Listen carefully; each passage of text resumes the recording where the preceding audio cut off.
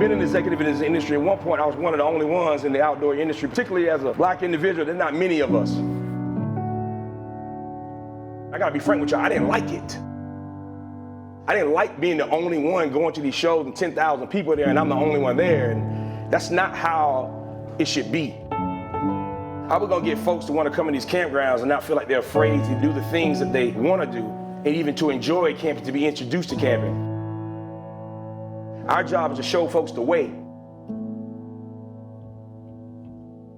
And I gotta tell y'all this, I don't sugarcoat anything why black folks haven't been in the outdoors. The reason why many black folks hadn't been in the outdoors is because of generational fear, lack of knowledge, and lack of invitation. I tell folks, black folks are the only folks in America that have had laws to keep us out of the outdoors when it comes to state parks, national parks.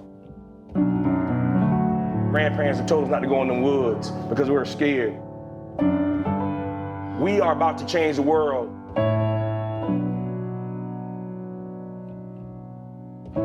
We want to get folks in the outdoors.